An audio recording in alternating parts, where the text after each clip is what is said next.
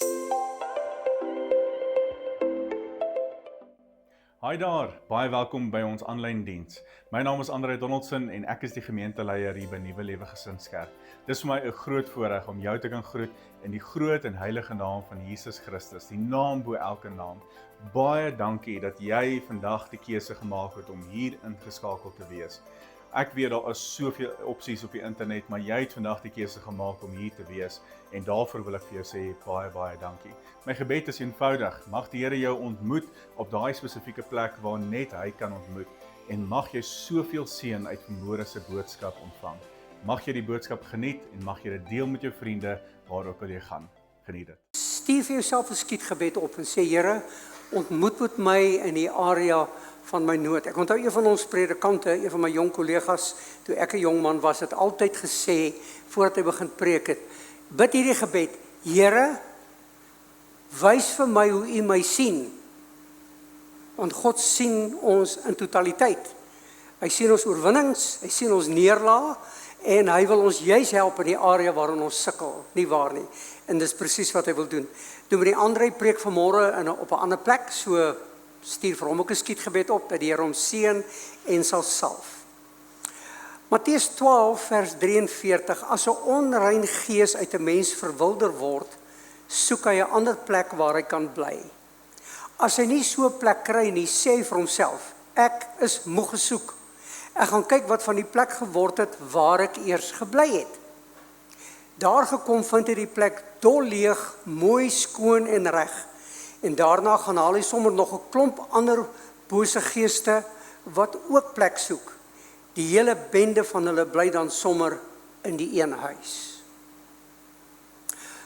Ons gebed, die gebed wat ek vanmôre vir jou wil bid, gaan wees in die vorm van 'n lied, die Onse Vader. Bid saam die Onse Vader, terwyl ons na hierdie lied luister, asseblief.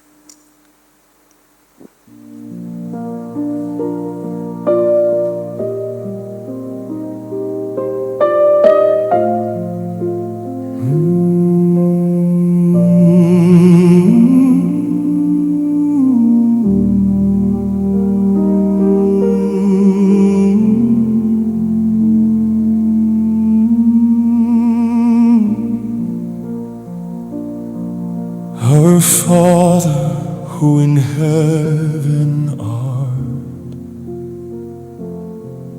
hallowed be the love in your heart. Your kingdom come, your will be done,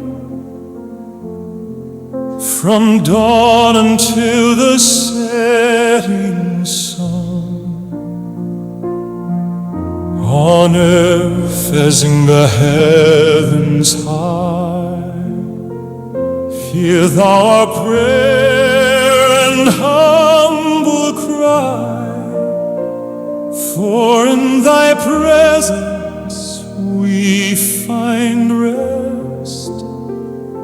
Among the children thou hast blessed.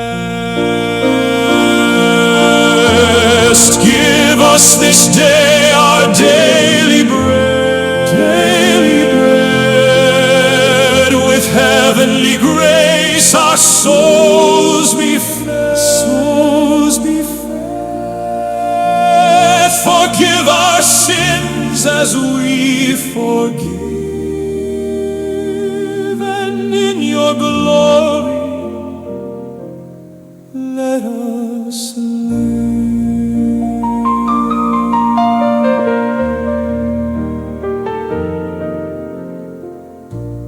Lead us not where shadows stay, but guide us on the narrow way. Deliver us from every snare, and keep us in your fatherly care. For yours is the kingdom, yours the might, the morning star, the everlasting light. Before the world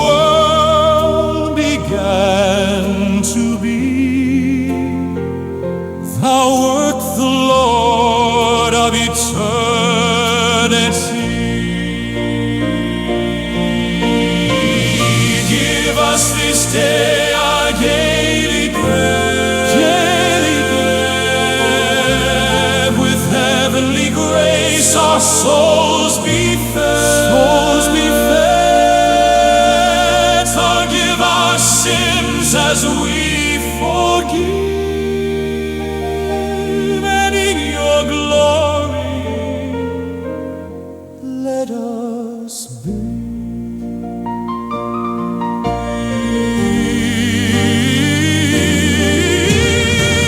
Moments of silence, we hear your call, the master who watches the sparrow fall through every trial and every tear. Your perfect love casts out all fear. Teach us to walk in paths of peace, where all the world's loud striving cease. In quietness and confidence we stand, upheld by your almighty hand.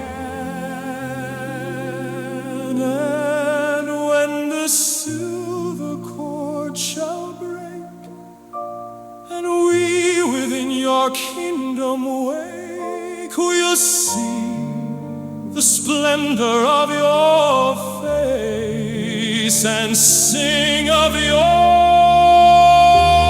redeeming grace. The King of glory, the Lord of all, who answers every humble call. Forever and ever thy name shall reign beyond all sorrow, beyond all pain. Give us this day our daily bread. With heavenly grace our souls be fed. Forgive our sins as we forgive, and in your glory let us see. In your glory.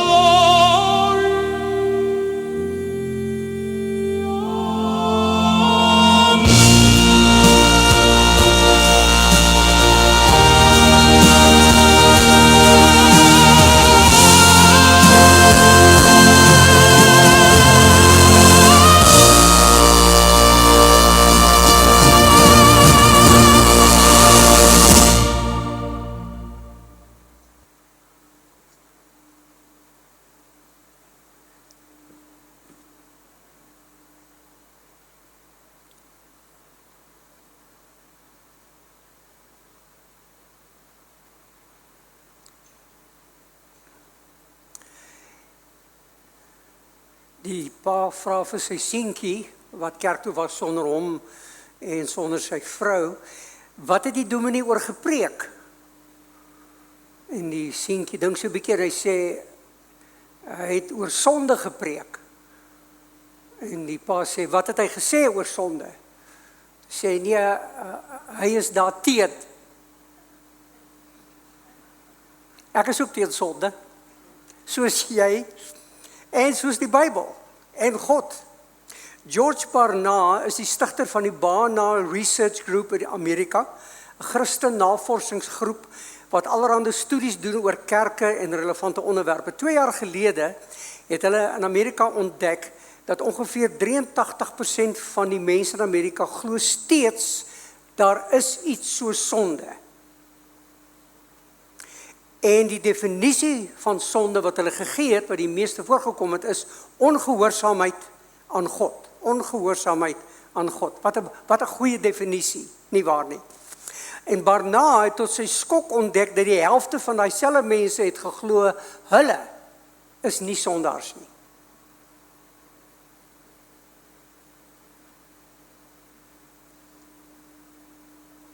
Jy kan die mooiste definisies oor sonde hê, maar dit beteken niks as ek en jy nie besef ons het hulp nodig nie.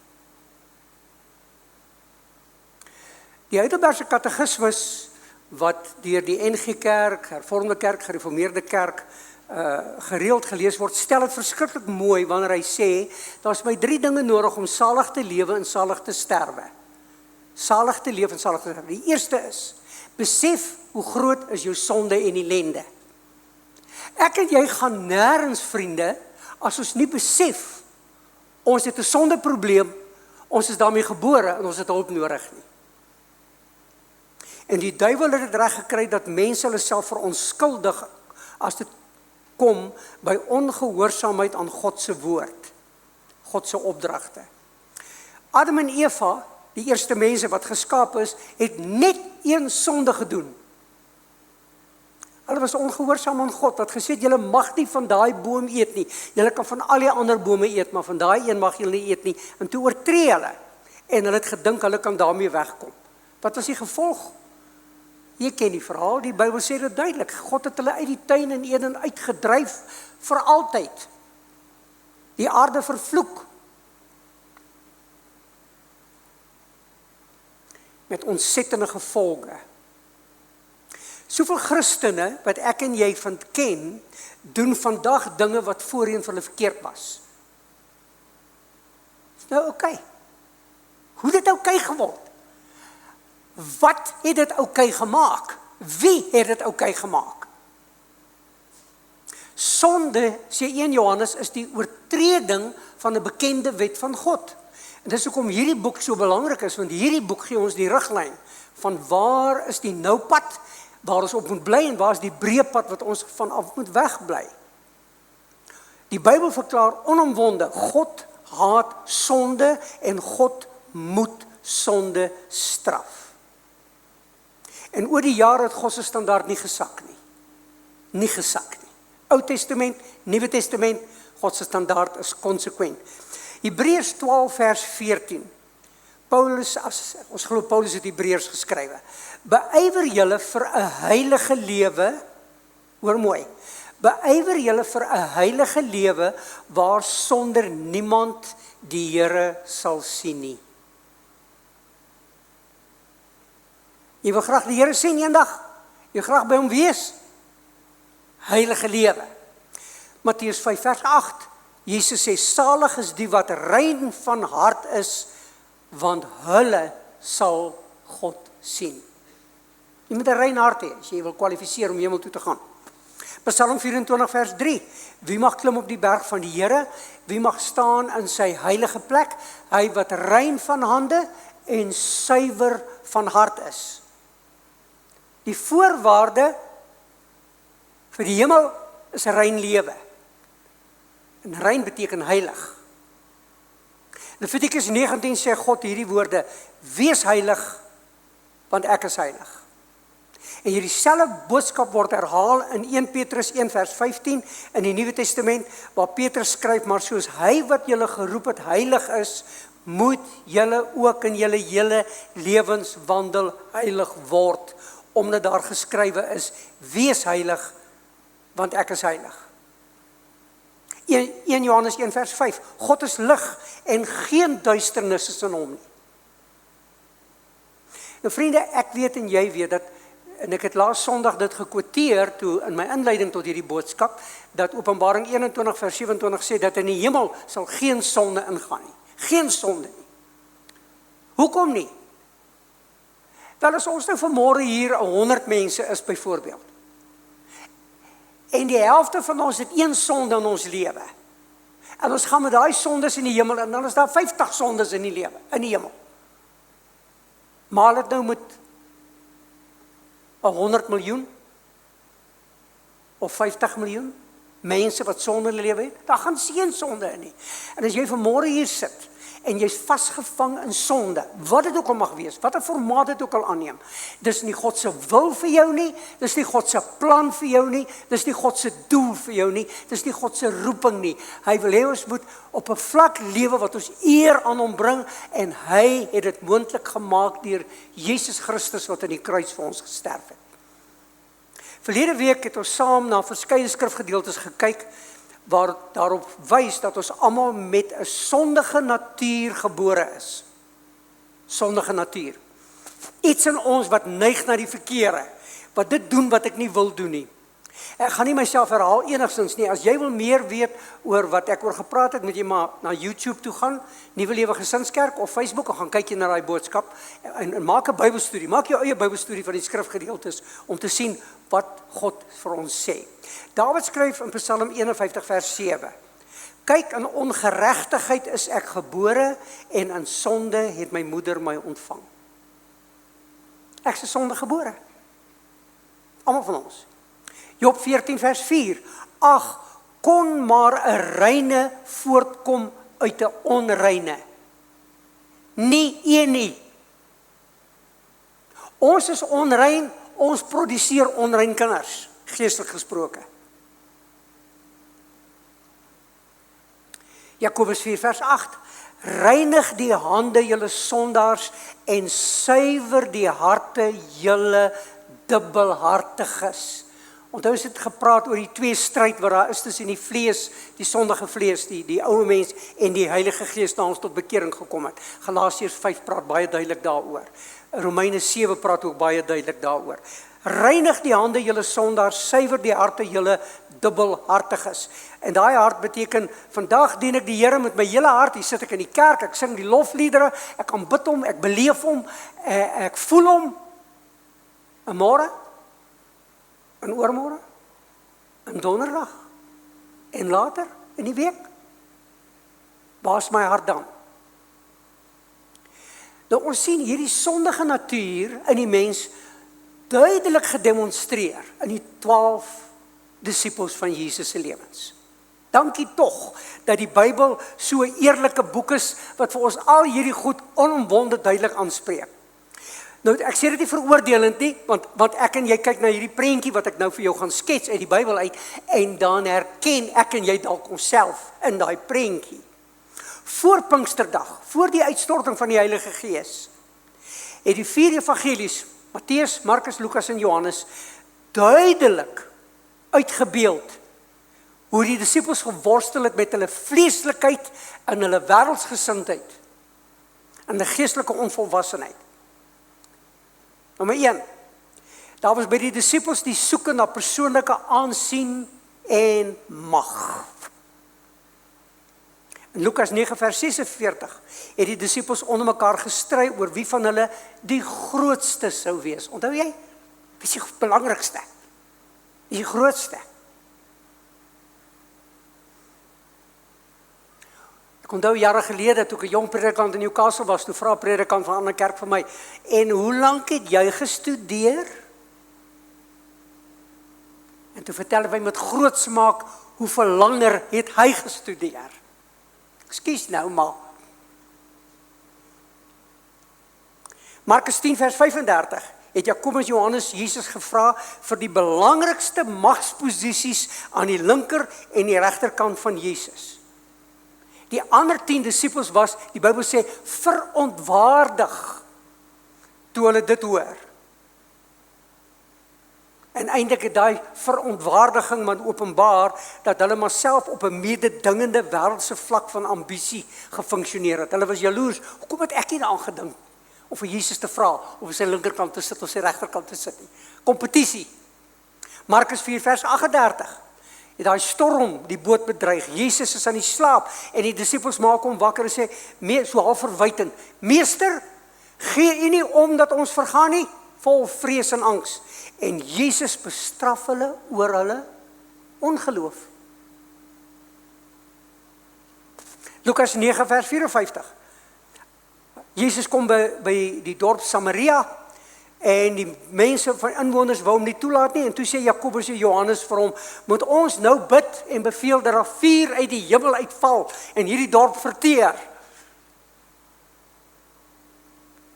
As 'n profeet in die Ou Testament wat gebid het toe vuur uit die hemel gekom en goddelose mense verteer. En Jesus bestraf hulle en sê, julle weet nie van hoe danige gees julle is nie. Vleeslik.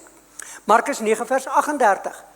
Het Johannes vir Jesus vertel, hulle het iemand gekeer om duiwels uit te dryf, omdat sê hy nie ons volg nie. En Jesus het hulle bestraf en gesê, hy wat nie teen ons is nie, is vir ons. Laat toe dat hulle dit doen. In Matteus 26 vers 40 het Jesus die disippels aan die slaap gevind, terwyl hy in die tuin in Getsemane gebid het. En hy sê vir hulle, die gees is gewillig, maar die vlees is swak, sondige natuur.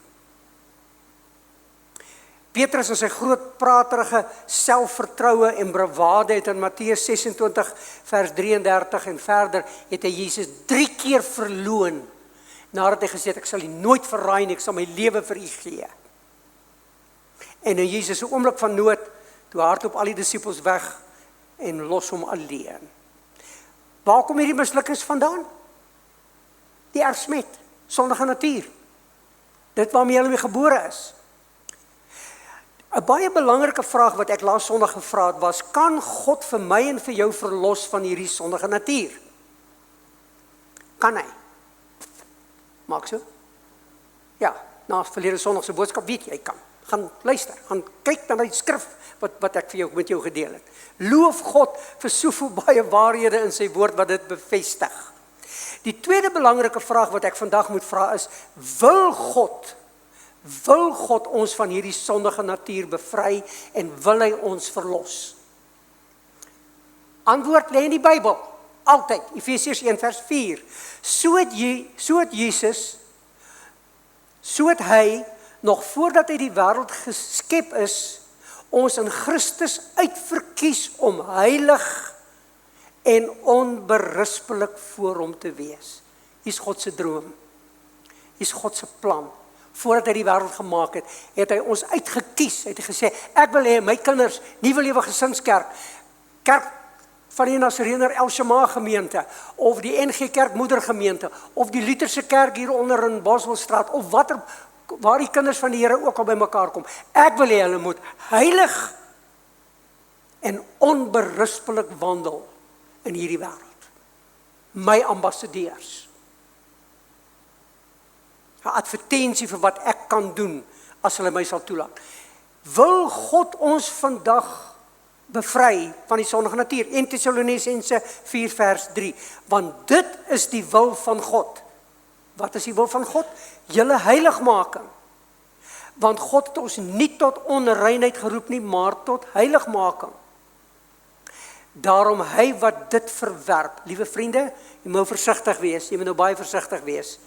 Want as jy teologies met my verskil, is dit oukei, maar as jy met God verskil, is jy in die moeilikheid. Hy wat hierdie waarheid verwerp en sê dit kan nie gebeur nie.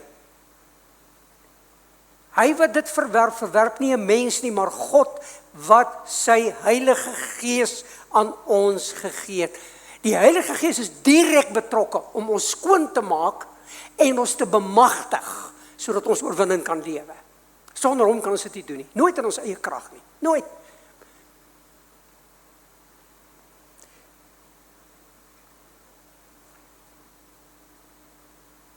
Twee Korintiërs 6 vers 8. Hoor hierdie wonderlike beloftes wat God vir jou en vir my as sy kinders gee. Moenie in dieselfde juk trek saam met die ongelowiges nie, die ongereddes nie.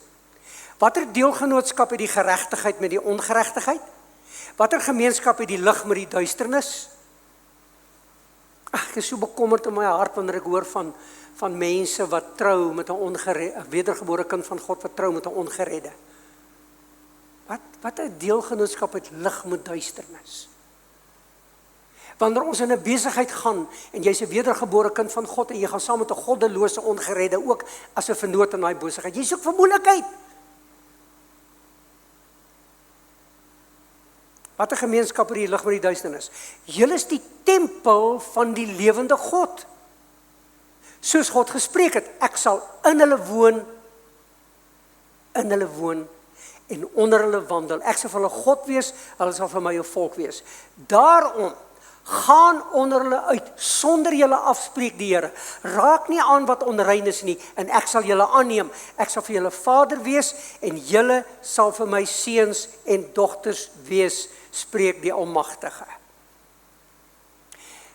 Daar kom 'n tyd wat ek en jy moet wegstap van vriende wat ons aftrek. Daar kom 'n tyd wat ek en jy moet wegstap van familie wat ons geestelik pootjie.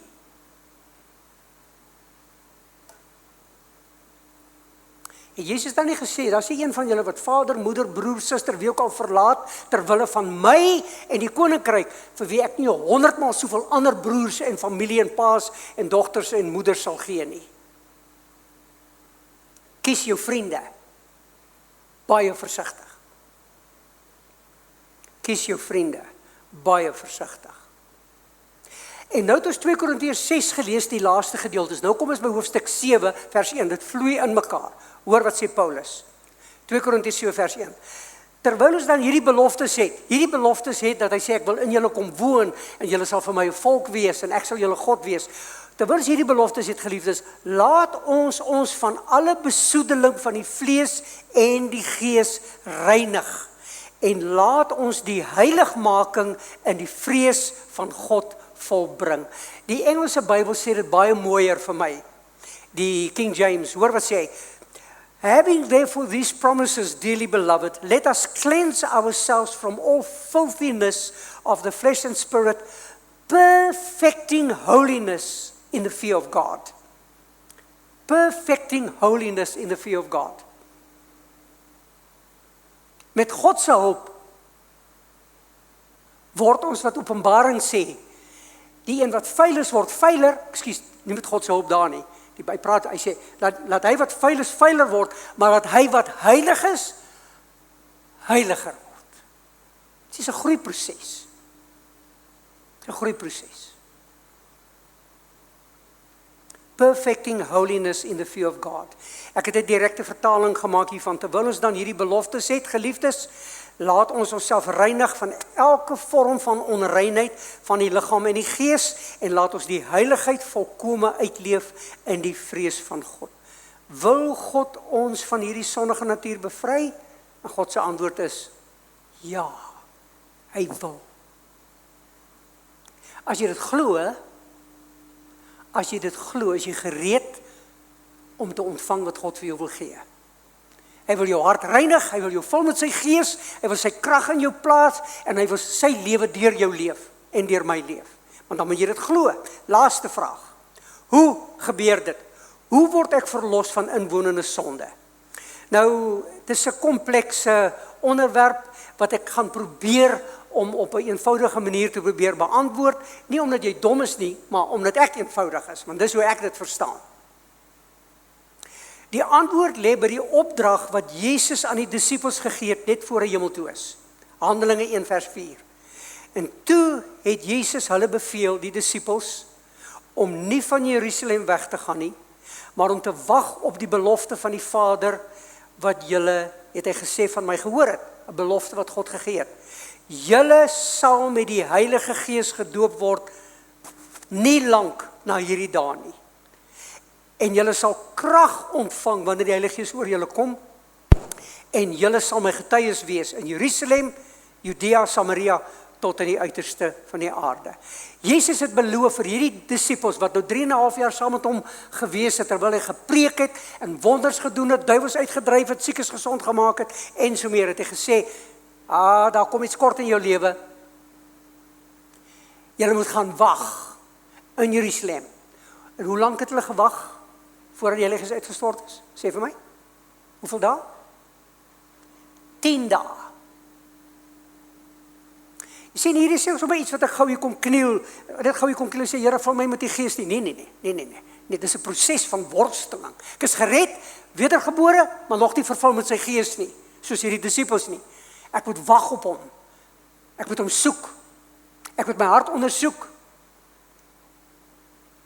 Regmaak, as hy enigiets wat geregmaak moet word. Ons het nou nog daai lied gehoor van die Onse Vader. Vergewe, hulle wat teen my gesondig het. Ek wil seker maak, my hart is in orde binne in my vermoë, voordat God die Heilige Gees in sy heiligheid en reinheid kan oorneem in my lewe. Jesus het beloof dat iets besonders sou gebeur, wanneer die Heilige Gees op hulle uitgestort word. Wat sou gebeur? Wel, hulle lewens sou bevestig, dat hulle waarlik kinders van God was. Julle sal my getuies wees. Deur nie net hulle woorde nie, maar deur hulle dade, deur hulle gesindheid. 3000 mense kom op een dag tot bekering op daai dag toe Petrus preek. Nog nooit gebeur nie. Nog nooit gebeur nie. Vreesloos het hulle begin getuig, ten spyte van die teestand en die vervolging.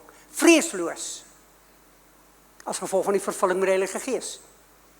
Vrymoedigheid gehad soos nog nooit tevore nie.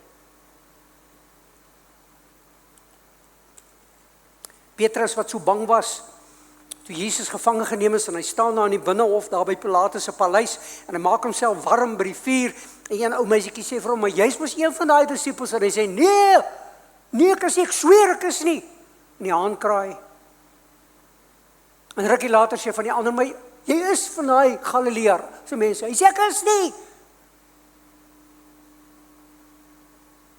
en hy doen dit 'n derde keer, en toe kraai die haan weer, daai selfde Petrus, saam met Johannes en Jakobus en die ander, toe hulle voor die Sanhedrin kom, na die uitstorting van die Heilige Gees, en hulle vir hulle sê, ons gaan julle rus stukkend slaan, as julle nie gaan stil bly nie, toe sê hy, dit is vir ons onmoontlik om te swyg, oor wat ons gesien en gehoor het.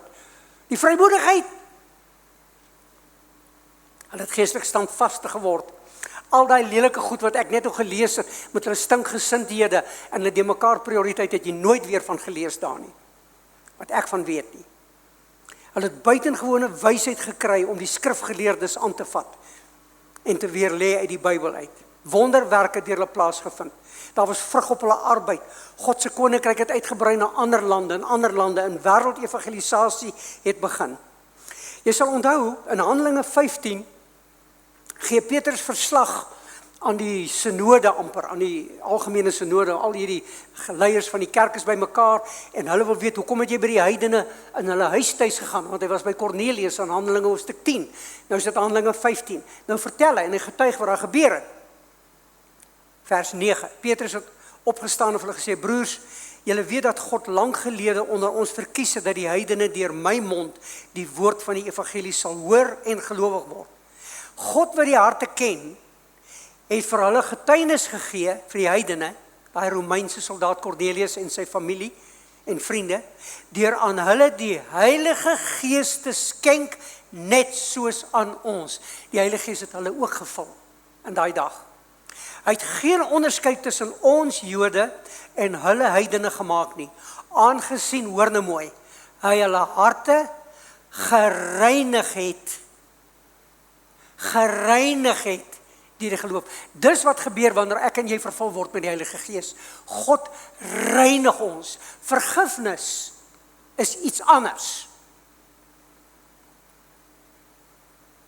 Dit gebeur by bekering, by wedergeboorte. Reiniging van die sondige natuur van plaas met die vervulling met die Heilige Gees. 1 Johannes 3 vers 5. Julle weet dat hy verskyn het om ons sondes weg te neem. Geen sonde is in hom nie. Elkeen wat in hom bly, sondig nie. Dis die 53 vertaling. Elkeen wat sondig, het hom nie gesien nie, en sondig en aanhou sondig, het hom nie gesien nie en hom nie geken nie. My kinders, laat niemand julle mislei nie.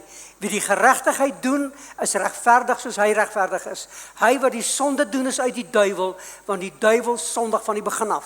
Vir hierdie doel het die Seun van God verskyn om die werke van die duiwel te verbreek. Is dit nie wonderlik nie?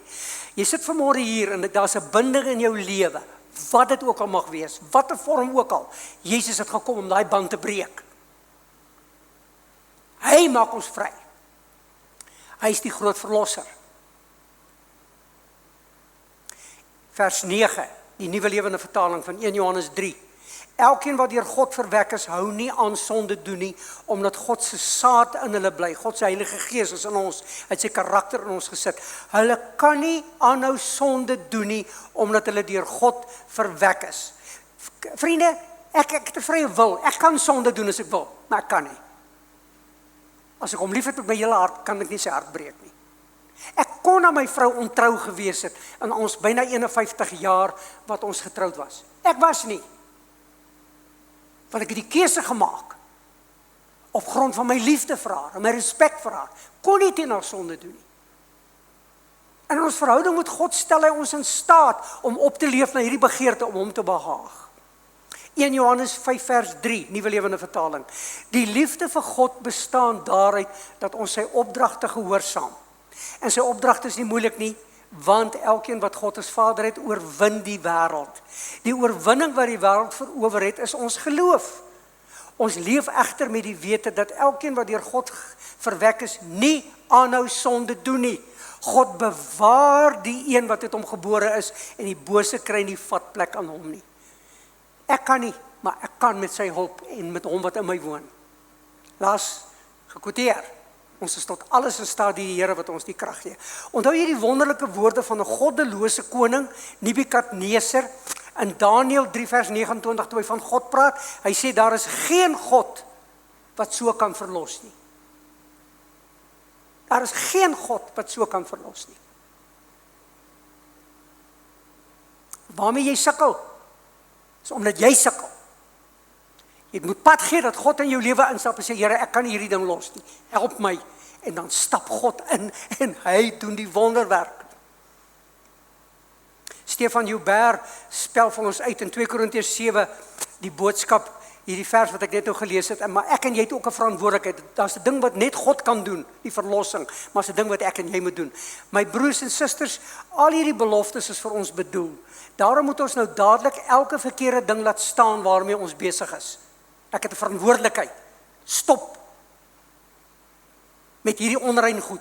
Ons moet alle onreinheid uit ons gedagtes verban. Eerbied vir God moet ons hele lewe vul. Ons moet met alles in ons daarna streef om volmaak te wees in ons toewyding aan God. Ons moet net doen wat hy van ons vra. En hierdie woordjie toewyding, Dr. Andrew Murray, daai wêreldbekende NG predikant van meer as 100 jaar gelede, het gepraat oor hierdie onderwerp van heiligmaking. En het gesê, heiligmaking, die proses van heiliger te word, is direk gekoppel dat ek 'n volkome oorgawe van myself aan God maak, 'n toewyding van myself aan God maak. Myself volkome aan God gee. Paulus praat hier van Romeine 12 vers 1. Ek vermaan julle dan by die ontferminge van God, dat julle julle liggame stel as 'n lewende, heilige en aan God 'n welgevallige offer. Dit is julle redelike godsdiens. Word nie aan hierdie wêreld gelykvormig nie, maar word verander deur die vernuwing van jou denke, deur jou gemoed, vernuwing van jou gemoed, dat jy kan beproef en verstaan wat is die goeie en welgevallige en volmaakte wil van God. Ek is vervul met die Heilige Gees jare na my bekering. Was geen dramatiese ondervinding nie, was emosioneel nie. My bekering was emosioneel, was dramaties, maar nie die vervulling met die Heilige Gees nie. Maar ek moes op 'n punt kom dat ek geestelik bankrot gespeel het, aan die einde van myself gekom het en gesê ek kan nie langer met hierdie val en opstaan lewe, eers oorwinning, neerlag, ek kan nie meer daarmee saamlewe nie, en ek moes op 'n desperate plek kom van geestelike bankrotskap, wat ek gesê het, nou gee ek my wil vir U, ek gee my alles, my toekoms, my besittings, my hele lewe vir U, maak met my wat U wil. Toe kon hy my vul en my reinig en bekragtig om my lewe sinvol en oorwinnend te laat wees. Johannes die Doper het gesê in Matteus 3 vers 11, ek doop julle met water as 'n teken van julle bekering, maar na my kom daar iemand wat baie belangriker is as ek, Christus. Hy sal julle doop met die Heilige Gees en met vuur. Sy oesvurk is in sy hand, hy sal sy dorsvloer deeglik skoonmaak, die reiniging wat plaasvind. So my vraag vanmôre aan jou is jy leeg of vervul met die Heilige Gees. Paulus skryf vir die Efese gemeente in hoofstuk 5 vers 18 en hy sê vir hulle, word met die Gees vervul. Kinders van God vir wie hy skryf, word met die Gees vervul. Hoekom sê hy dit? Want jare tevore het hy op pad na Damaskus kragtadig tot bekering gekom. Jy onthou die ligstraal wat gekom het en het op die grond neergeval en Jesus met hom gepraat en gesê, hoekom vervolg jy my? En hy was blind en toe lei hulle hom na die stad, na die dorp daar naby. En hoor wat lees ons hier in Handelinge 4 vers 1 en in Handelinge 9 vers 17. Toe Ananias na hom toe gekom het, hom Paulus. Ananias het toe sy hande op Saulus gesit en gesê, broer Saul, die Here het my gestuur, Jesus wat aan jou verskyn het op die pad hierheen. Hy het my gestuur, sodat jy weer kan sien en met die Heilige Gees vervul kan word. Dis reeds gered. Dis 2-3 dae later. Klaar, sy lewe vir die Here gegee. Maar hy was nie gereinig van inwonende sonde nie. En ons lees in Handelinge 4 vers 31, na hierdie gebed is almal met die Heilige Gees vervul en hulle het God se boodskap onverskrokke verkondig. Dis wat met jou kan gebeur. Dis God se wil vir jou. Ek wil afsluit. Daar's 'n boek geskryf, seker 150 jaar gelede, of verder terug, met die titel Deeper Experiences, dieper ondervindings, Deeper Experiences of Famous Christians.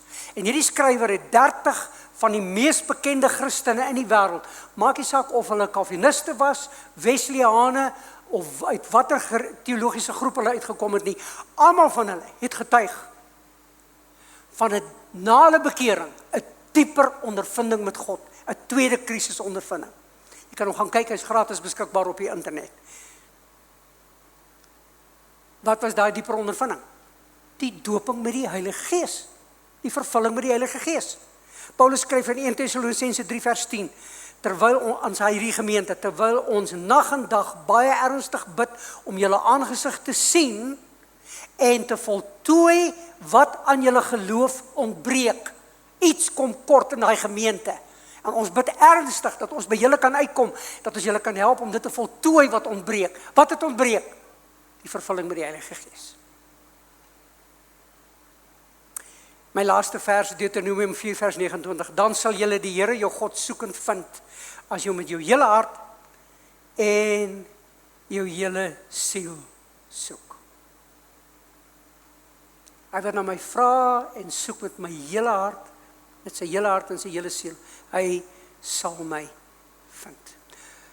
Kom ons buig ons hoofde in gebed.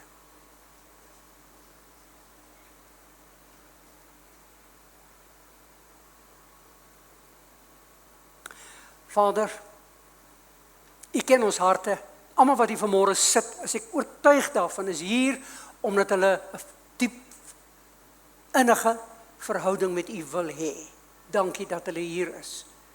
Dankie vir hulle vir wie U reeds gevul het met U Gees, gereinig het van die inwonende sonde en vir hulle in staat stel om 'n lewe te leef wat lof en eer aan die naam bring. Baie dankie daarvoor. Maar ek wil vir daai een bid, Here, of twee, wat vanmôre uitroep na U en sê, Here, ek voel soos 'n loser. Ek voel soos 'n verloorder. En die woord sê dat U ons meer as oorwinnaars maak. Ek smag daarna. Antwoord hulle gebed asseblief. Dankie Heilige Gees dat U gekom het om ons attent te maak op ons geestelike behoeftes, maar ook om ons te help.